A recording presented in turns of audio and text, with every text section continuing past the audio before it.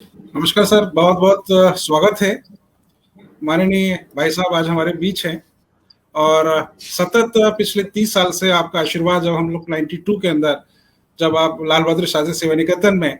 जब हमने कैंप लगाया था, और उसके बाद से सतत आपका आशीर्वाद हम पे बना रहा। और जो उसकी नींव हमने देवीला हॉस्पिटल जब 2003 में स्टार्ट किया, तो उस समय आपके आशीर्वाद से ही मध्य प्रदेश के चीफ मिनिस्टर दिग्विजय सिंह ने इसका इनॉग्रेशन किया था। अंबिका सोनी आपके विशेष आग्रह से आई थी और वो आशीर्वाद हमेशा मिलता रहा है। और आज हमने इलेक्ट्रोपैथी में जो रिसर्च और जो क्लिनिकल सब चीजें हमने किया है, और आज हम इस मुकाम पे हम पहुंचे हैं कि इलेक्ट्रो होम्योपैथी जो new fifth system of medicine है, इसके द्वारा हम जो एलोपैथी के अंदर ड्रेडफुल और क्रोनिक डिसीज कहते हैं, जो लाइलाज बीमारी होती हैं, उसका इलाज हम करने में सक्षम हैं। और लास्ट हमने 2019 दिसंबर के अंदर जब कैंसर पर हमने एक pain and palliative care centre start किया, और स्टार्ट करने के बाद से जो हमें सफलता मिली, हम कहेंगे कि हमारे पूरे हिंदुस्तान से, इवन नेपाल और बांग्लादेश से मरीज भी यहाँ पर अपना इलाज ले चुके हैं। तो धीरे धीरे इस देवीला हॉस्पिटल की जो प्रोग्रेस है और इसका जो इलाज है, वो जन सामान्य तक पहुंचता जा रहा है। तो अब हम ये देखते हैं कि बहुत सारे लोग हैं जो हमसे कांटेक्ट करना चाह रहे हैं, परंतु किसी कारणवश नहीं कर पा रहे हैं। तो इसलिए आज हमने अपनी एक वेबसाइट बनाई है जिसमें हॉस्पिटल का पूरा हमने डिटेल, हमने सब चीजें दी हैं, और बीमारी क्यों होती है और इससे हम कैसे बचा जा सकता है। इसके अंदर हमने डाइट का भी कहा है कि कैंसर के अंदर जो डाइट होती है वो सबसे महत्वपूर्ण पार्ट होती है। हम कहते हैं कि प्रोटीन जो होता है कैंसर को बढ़ावा देता है, तो हम कहते हैं कि अल्कलाइन डाइट लेना चाहिए, फ्रूट्स और वेजिटेबल्स लेना चाहिए। इन सब विषयों को हमने इसमें सम्मिलित किया है, और इसमें हमने जनरल अवेयरनेस भी हमने बढ़ाने की कोशिश की है कि हमारे बहुत सारे मरीज हैं जो कहते हैं ना कि हम जो प्रिकॉशन से बहुत सारी चीजों से हम बच सकते थे। तो आज के समय में मैं आदरणीय भाई साहब का बहुत बहुत स्वागत करता हूं, और मैं कहूंगा कि जैसे ही कोरोना काल खत्म होगा तो आप जरूर इस हॉस्पिटल में आके रूबरू होंगे मरीजों से, और आप देखेंगे कि पूरे हिंदुस्तान से मरीज जो आ रहे हैं, जो टाटा मेमोरियल और एम्स के रिटर्न जो पेशेंट होते हैं, जो कीमोथेरेपी, सर्जरी, रेडिएशन के बाद आते हैं और जिनको पेन डेवलप हो जाता है, उस स्टेज के अंदर मरीज की हम उम्र को प्रोलॉन्ग कर रहे हैं, उनकी तकलीफों को हम कम कर रहे हैं। ये सब चीजें हो रही है, तो आप उस समय लाइव देखेंगे। तो आज मैं आपसे निवेदन करूंगा कि आप हमारी जो वेबसाइट है उसको आप लॉन्च करें। जैसे कि आपने भी बताया कि कोविड के ऊपर हम लोग काम करें, और हम पिछले करीब 1.5 साल से हम लोग ने कोविड पे भी काम किया, और हमने अभी बहुत सारे ऐसे पेशेंट हैं जो कोविड पॉजिटिव निकले हैं, और उनको हमने हमारी इलेक्ट्रोपैथी मेडिसिन दी है। तो हमने ये देखा है कि उनकी इम्यूनिटी लेवल बढ़ा है, उनके जो सिम्टम्स है वो कम हुए हैं, उनमें जो वीकनेस है वो भी कम हुई है। ऐसे भी पेशेंट हमने देखे हैं जिनका जो सिटी स्कैन स्कोर 25/22 था। ये कहें कि 80% उनका लंग्स खराब हो चुके थे, और डॉक्टर ने कहा था कि इनका बचना मुश्किल है, और हमने वो मेडिसिन उनको प्रोवाइड कराई और वो मरीज ठीक हो गए।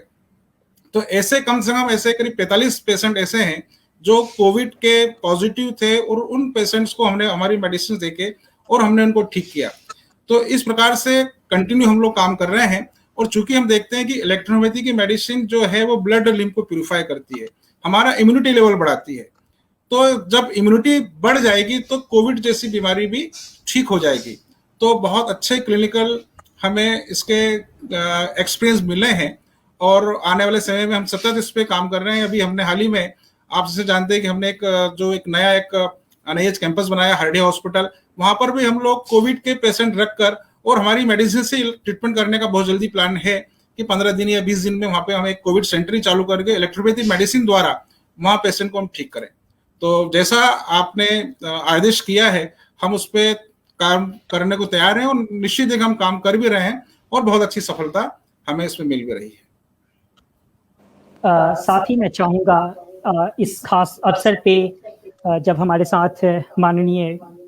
श्री अनिल शास्त्री जी जब जुड़े हैं, तो अजय सर, तमाम जो इलेक्ट्रो होम्योपैथी के समक्ष जो इस वक्त चुनौती पनप रही है, कहीं ना कहीं सरकार के सामने हमें आवाज़ बुलंद करने की ज़रूरत है। और जिस अकॉर्डिंग हम लोग तमाम मुद्दों को लेकर जो काम कर रहे हैं, चाहे वो लेबोरेटरी का जिक्र हो जहाँ पे हम शोध कर रहे हैं, तमाम मेडिसिन की बात हो, या फिर गवर्नमेंट रिकॉग्निशन की बात हो, इन मसलों पर चाहूँगा सर 2 शब्दों में, कम शब्दों में जरूर आज इस बात को रखी जाए।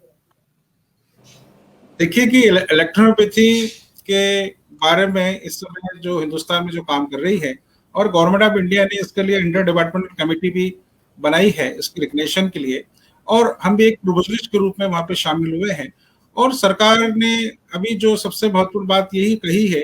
कि आप हमें क्लिनिकल डाटा प्रस्तुत करें, और इसी के ऊपर हम लोग काम कर रहे हैं। और हमने पिछली बार 27 जनवरी को हमारे deputy health minister Ashwini Kumar Choubey हैं, उनको भी मैंने निवेदन किया था कि आप आईडीसी के द्वारा, आईसीएमआर के द्वारा एक कमेटी गठित कर दीजिए जो हमारे एनआईएच कैंपस का और हमारे देवली हॉस्पिटल का वो आए, और हमारे द्वारा जो लाइव ट्रीटमेंट किया जा रहा है वो उसको लाइव देखे कि किस प्रकार से कैंसर के मरीज तड़पते हुए आते हैं, और हमारे 7 दिन के इलाज के अंदर उनको 70-80% राहत मिल जाती है। तो जहां पे एलोपैथी फेल हो चुकी है और इस स्टेज में हमारा देवली हॉस्पिटल इस प्रकार से काम कर रहा है, तो हमने सरकार को भी कहा है, आईडीसी को भी एक हमने पत्र लिखा है कि वो हमारे क्लिनिकल जो हमारे जो पेशेंट हैं उसको खुद आके लाइव देखें, और वो हमें इसकी परमिशन करें, क्योंकि जब तक गवर्नमेंट ऑफ इंडिया साइंस को अडॉप्ट नहीं करेगी तो हम वृहद रूप से काम नहीं कर सकते। आज हमारे पास एक लिमिटेशन है, हमारे पास बहुत सारे मरीज आते हैं जो बोलते हैं कि साहब आयुष्मान कार्ड क्या इसमें लागू होगा, हम कहते हैं कि नहीं लागू होगा, फिर भी उसका इलाज हम लोग 50% 40% रेट पे हम लोग करते हैं। तो हमारी कोशिश होती है कि हमारे हॉस्पिटल में यदि कोई भी गरीब से गरीब मरीज आए तो हमारे यहाँ से वो लौट के नहीं जाए, और ये हमारा प्रयास सतत